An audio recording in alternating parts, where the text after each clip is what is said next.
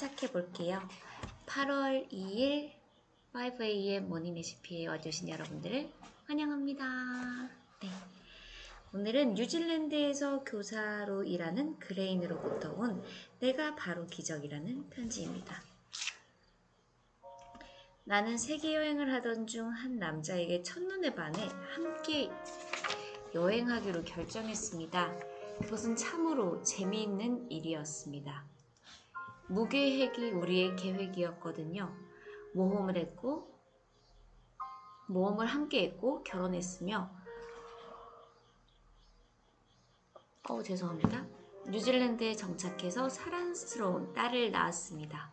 지금 그 딸이 7살이 됐대요. 모든 것이 좋았습니다. 가족과 친구들이 멀리 떨어져 있다는 것 한 가지를 빼면 말이에요. 물론 시간이 허락하면 집에 갈 수 있었지만 말입니다. 그러던 중 친정엄마가 내게 집으로 돌아와 자신을 돌봐주며 함께 살자고 제안하셨고 나는 남편과 상의한 뒤 그렇게 하기로 했습니다. 그런데 오빠가 나의 복귀를 환영하지 않는다고 못을 박더군요. 나는 심한 욕을 퍼붓는 오빠에게 어떻게 동생에게 그런 식으로 말할 수 있느냐며 울었습니다. 오빠의 분노를 전혀 이해할 수 없었기에 큰 충격을 받았습니다. 나는 뉴질랜드로 돌아와 새 집으로 이사했습니다. 극심한 피로감을 느꼈지만 이사를 하기 위해 이를 무시했죠.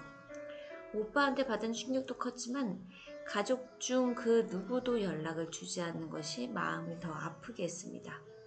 속이 상한 나머지 상황은 더 울음소리 들리나요? 우리 그냥이? 속이 상한 나머지 상황은 더 나빠졌습니다. 아빠가 옆에 있어요. 걱정하지 않으셔도 돼요. 심각한 퇴행성 류마티즘성 관절염에 걸리는 등 말 그대로 스스로를 좀먹기 시작했습니다. 나는 그 끔찍한 말이 나를 먹어치우고 있다고 믿게 됐습니다. 증상은 더욱 심해져서 옷을 벗고 입을 때조차 남의 도움이 필요한 지경에 이르렀고 통증을 잡기 위해 독한 약을 처방받았죠. 이전에는 아스피린조차 먹어본 적 없었는데 약에 의존하는 사람이 되어버렸습니다. 내 몸은 기대를 저버렸습니다. 나는 스스로에게 실망했고 무력감을 느꼈으며 감당하기 어려운 스트레스를 받았습니다. 어느 날 우연히 루이스 A의 치유를 읽게 됐는데 책의 내용이 심금을 울렸습니다. 머릿속에서 펼쳐지는 것과 현실에서 펼쳐지는 것이 서로 관련이 있다는 걸 깨닫고는 오빠를 용서하는 것에서부터 치유 작업을 시작했습니다. 나는 상처와 분노를 내려놓고 나에게 관심을 쏟았습니다. 할 수 없는 것을 찾는 대신 내가 할 수 있는 모든 것을 목록으로 만들었습니다. 나는 감사일기를 쓰기 시작했습니다. 내가 쓰는 단어들을 바꾸기 시작했고 그 단어들을 인식할 수 있게 됐습니다. 나는 내 몸에게 건강해지는 것은 자연스러운 일이라고 말해주었습니다. 그러자 조금씩 내면과 연결되는 것이 느껴졌습니다. 계속해서 변화하고 치유되는 몸의 세포에 관심을 집중했습니다. 내 몸은 무엇을 해야 할지 알았습니다. 얼마 지나지 않아 나는 통증으로부터 자유로워졌고 마침내 약에서도 벗어날 수 있었습니다. 나는 더 이상 내 몸 상태가 평생 지금과 같을 것이라고 생각하지 않게 됐고 미래관도 행복해졌습니다. 나는 지금 병의 차도를 보이고 있으며 생기로 가득 차 있습니다. 내게 놀라운 일이 나타날 수 있게 하는 능력이 있다는 것을 믿습니다. 나 자신이 삶의 기적입니다. 네, 그러면 이제 또 학원의 시간을 가져볼까요? 학원.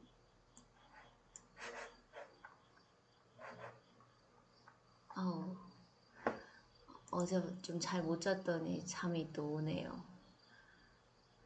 이런.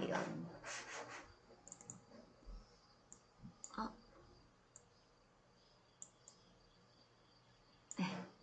그러면 잠깐만요. 너무 작죠? 괜찮아요? 보이세요?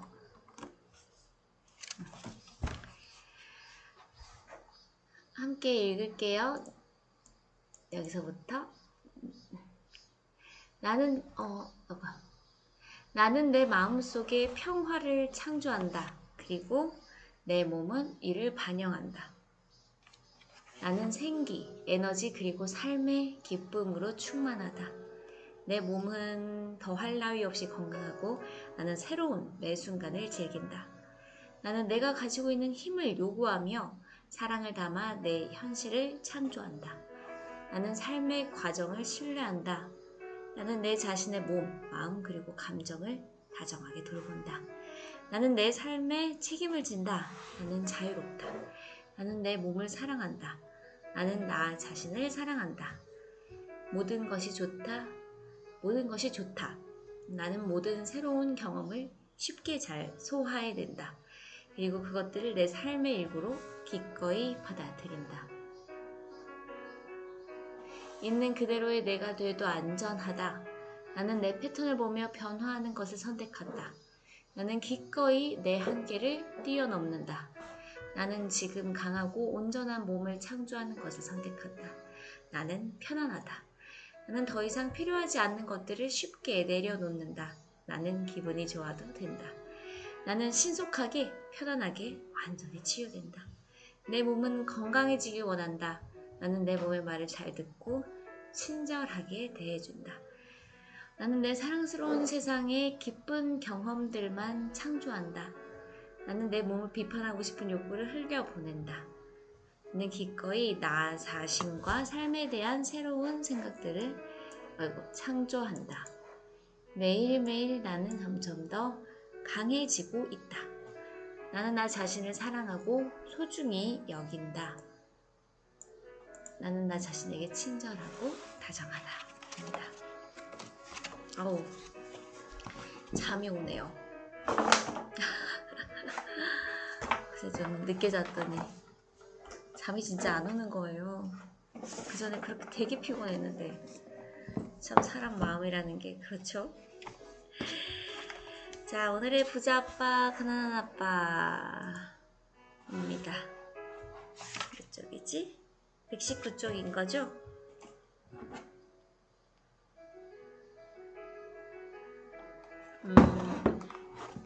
This book, the subject of this book is When a fool gets money, he spends it like a horse. 흥청망청 써버린다는 게 like a horse라고 하는군요. 네, 바보는 돈이 생기면 흥청망청 써버린다. 이거 딱 지난 시간에 마지막 줄에 있었던 문장입니다. 네, 그러면 한번 시작해 볼게요. 나는 지금껏 우리가 학교에서 학문적 지식과 전문 기술을 습득한다고 여러 차례 말했다. 그 두 가지는 모두 중요한 것이다. 우리는 전문 기술을 이용해 돈을 버는 법을 배운다. 내가 고등학교에 다니던 1960년대에는 학업 성적이 뛰어난 아이들은 대개 의대에 가서 의사가 되는 것을 당연하게 여겼다. 의사는 엄청난 금전적 보상을 약속하는 좋은 직업이었기 때문이다. 그러나 오늘날 의사들은 그야말로 죄송해요. 하품을 한번 참으면 계속 나오더라고요. 네, 오늘날 의사들은 그야말로 최악의 재정위기에 직면해 있다. 의료계를 한 손에 쥐고 주무르는 보험회사들, 세분화된 관리 의료, 정부의 간섭, 거기에 의료 소송까지 요즘 아이들은 유명한 스포츠 스타나 영화배우, 가수, 미인대회 우승자 혹은 CEO가 되고 싶어한다. 그래서 요즘에는 학교에서 학생들에게 동기부여를 하기가 어렵다. 아이들은 이제 직업적인 성공이 예전처럼 오직 학업 성취도와 연관되어 있는 게 아니라는 것을 잘 안다. 돈에 관한 지식 없이 학교를 졸업하기 때문에 좋은 교육을 받을 수 있는 많은 사람들이 직업적으로는 성공을 거두면서 나중에는 재정적인 문제에 시달리게 된다. 그들은 열심히 일하지만 앞으로 나아가지는 못한다. 그들이 받은 교육에서 빠져있는 것은 돈을 버는 방법이다. 그러네요. 정말 우리 교육에서 돈을 버는 방법이 빠져있었네요. 돈을 방법이 아니라 돈을 관리하는 방법이다. 왜 이래. 졸렸나봐요. 졸았나봐요, 잠깐. 돈을 관리하는 방법이다. 우리는 그것을 재정 관리 능력이라고 부른다. 돈을 벌었을 때 다른 사람들이 그것을 빼앗아가지 못하게 관리하고 최대한 오래 보존하고 돈이 자신을 위해 일하도록 만드는 능력 때문이다. 대부분의 사람들은 현금 흐름을 이해하지 못하기 때문에 자신이 금전적인 문제에 시달리는 이유에 대해서도 알지 못한다. 교육을 많이 받고 직업적으로 성공한 사람도 돈에 대해서는 무지할 수 있다. 이런 사람들은 대개 필요 이상으로 열심히 일하는 경향이 있는데 그것은 이들이 열심히 일하는 법만 배웠을 뿐 돈이 자신을 위해 일하게 하는 법을 배우지 못하기 때문이다. 그 다음에 콤이 악몽으로 변하는 순간이래요. 이게 소재인데 볼게요. 열심히 일하는 사람들의 이야기에는 전형적인 패턴이 있다. 교육을 많이 받은 행복한 젊은 부부가 조그만 아파트의 월세로 신혼집을 얻는다. 그들은 이제 곧 돈을 모을 수 있다는 것을 깨닫는다. 혼자 살 때와 비슷한 돈으로 둘이 살 수 있게 되기 때문이다. 문제는 그들의 집이 너무 좁다는 것이었다. 그들은 아이들을 키울 수 있도록 함께 돈을 모아 꿈의 집을 사기로 했다. 이제 부부는 맞벌이를 하며 직장 생활에 전념한다. 그러자 수입이 늘기 시작했다. 그리고 지출도 함께 깜짝이야. 잠깐만요. 벌레가 있어요. 뭐야. 깜짝이야. 아니야. 상사리 같은 건데, 갑자기 튀어나와서 깜짝 놀랐네.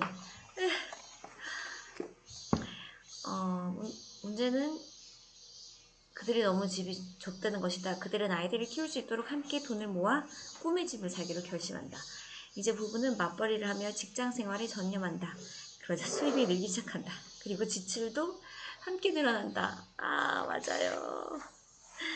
대부분의 사람들에게 가장 큰 지출 항목은 세금이다. 많은 이들이 소득세를 생각할 테지만 사실 대다수의 미국인들이 가장 많이 내는 세금은 사회보장, 보험료다.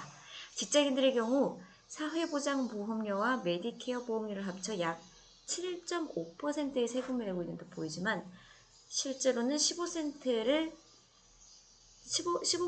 내고 있는 것과 다름없다. 고용주도 고용인과 같은 액수의 사회보장보험료를 내야 하기 때문이다.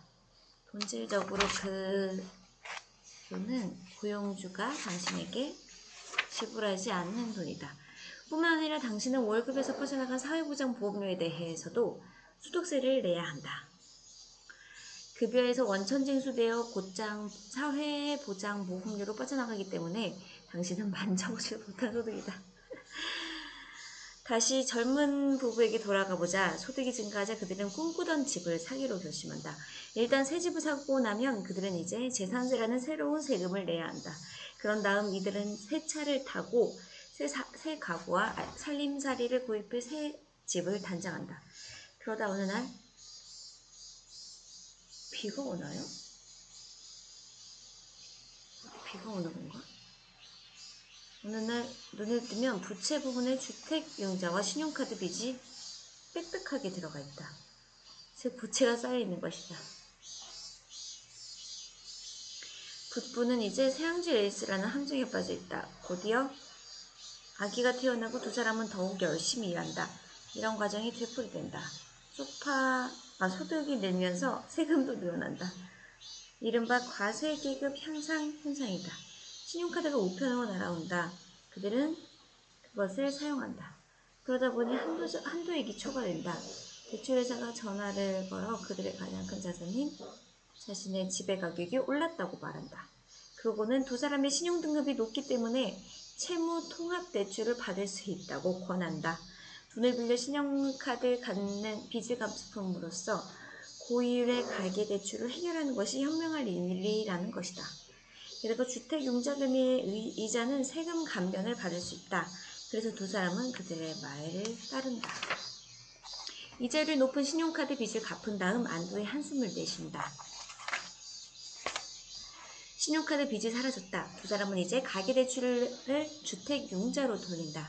주택융자금 상환기간은 30년이 넘기 때문에 당장의 지출이 줄어든다. 정말 잘한 일인 것 같다. 이웃 사람이 전화를 걸어 같이 쇼핑을 가자고 말한다. 정기 세일 주간이란다. 그들은 물건을 사지 말고 그저 구경만 하자고 굳게 다짐하지만 그래도 혹시 모르니 신용카드를 챙겨간다. 와 진짜 너무너무 반복하는 패턴입니다. 네, 심히 반성이 되고요. 오늘의 조금 더 일침을 얘기하자면 현금 흐름은 사람들이 돈을 다루는 스토리를 들려준다가 되겠습니다. 나머지는 이제 내일 할게요. 아, 졸려. 큰일 났네. 졸리네. 이 말 되게 좋지 않나요? 네, 오늘 이제 알아서 외모 바꾸는 폰 카메라, 이런 카메라가 이제 있다고 했고요. 더 나은 포용성 가능할까 라는 주제입니다. 애플의 자율권 원칙, 젠더 이슈 개선 추세라는 제목인데요. 이거 했죠? 이거 했다. 처음엔 얘기했고, AI 시대기술 영향력 어느 때보다 커졌다는 건데요. 포용성은 AI 기술 산업에서도 중요한 이슈로 떠오르고 있다. AI 기술은 이미지 인식, 음성 인식, 문자 인식, 클라우드, 자동화, 로보틱스, 자율주행차에 이르기까지 거의 모든 미래 산업의 분야에 적용되기 때문이다. 특히 AI 학습에 투입하는 데이터 자체가 왜곡되어 있다면, 그렇죠. AI가 편향 차별을 드러내는 문제가 발생을 하죠. 대표적인 사례가 2015년 구글 이미지 AI 모델의 인식 AI 모델의 오류입니다. 당시 A가 흑인 2명의 사진을 고릴라로 분류해서 큰 사회적 파문을 일었는데요. 구글은 보조 솔루션을 적용해서 비슷한 이미지를 고릴라 태그에 연결하지 않도록 시스템을 수정했지만 A 업계에서는 언제든 비슷한 문제가 발생할 수 있다고 보고 있습니다. AI 업계에서는 그렇죠. 특히 최근 경쟁적으로 표시되고 있는 대화형 인공지능 언어 모델에서 포용성 문제가 자주 지적이 되는데, 자연어 처리, 인간 생성 모델을 기반으로 AI가 사람처럼 이야기하는데 학습 데이터가 편향, 혐오, 차별 등을 담을 수 있기 때문인 거죠.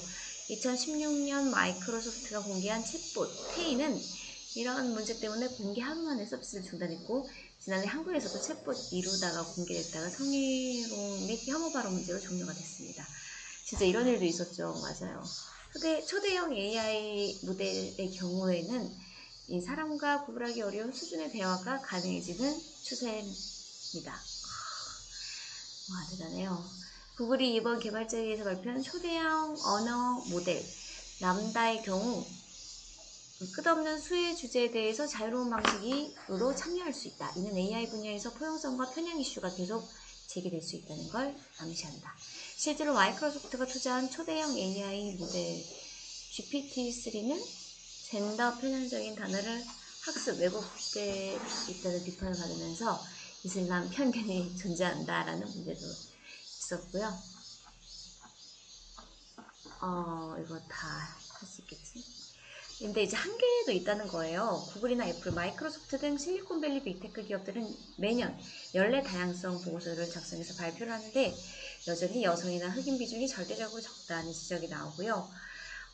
나중 이제 전문직 분포도 마찬가지인데 페이스북의 AI 연구 직원 중 여성은 15%, 구글은 10%에 불과하며 구글 인력의 2.5%, 페이스북과 마이크로소프트 직원이 4%만 흑인인 것으로 집계됐습니다. 경영진 레벨에서는 여성 비중이 더 낮아지는 추세가 보였고요.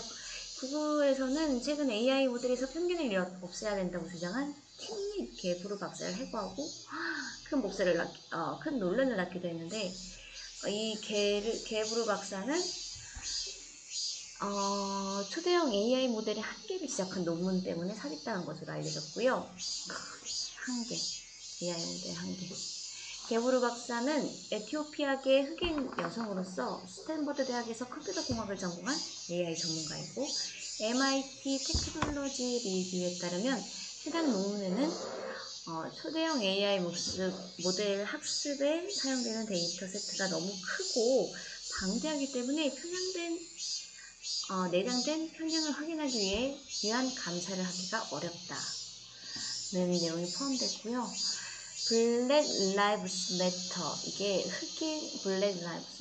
흑인의 모습도 중요하다와 같은 새로운 언어 트렌드가 등장하면서 기존에 학습된 언어 데이터 때문에 AI 모델이 새로운 단어의 뉘앙스를 제대로 인식하거나 반영하지 못하는 문제도 발생할 수 있다. 개불의 노브에는 6개의 공동저자가 있으며 그 중에 4명이 구글 연구자였다는데요. 자, 이제 마지막입니다. 그러면 이제 어떻게 더 나은 다양성과 포용성이 가능한가 했을 때 이제 이런 실리콘밸리 기술들이 이런 평행성을 인식을 하고 있다는 내용이고요. 마이크로소프트는 AI 편향성을 줄이기 위해서 AI 공정성 체크리스트 페어런이라는 걸 만들어서 활용하고 있고, IBM은 데이터 세트에서 편향성을 찾아내기 위한 도구 AI Fairness 360을 선보였다고 합니다. 또 구글 역시 마리툴을 개발 기계학습치 공정성을 시험해 볼 수 있도록 환경을 제공하고 있다고 했습니다. 오세욱 한국 언론전문기자 책임연구원이 있는데요. 이런 사람이 이렇게 말을 했다고 합니다. 젠더, 인종 등 이미 명백한 편향은 어느 정도 수정할 수 있을 것으로 본다. 다만 AI가 학습하는 데이터는 언제나 과거의 데이터일 수밖에 없기 때문에 늘 현재의 관점에서 편향 없는 문제가 없는지 참 꾸준히 감시할 필요가 있다. 네, 한국에서도 네이버가 최근 보셨어요? 초대형 인공지능 모델 하이퍼 글로벌을 공개하는 등 관련 연구 및 기술 상용화가 활발하게 진행되고 있고요. 그러나 기업 주도 포용성, 다양 편향 문제를 예방하고 대응하려는 움직임은 전혀 이루어지지 않는 실정인 거죠.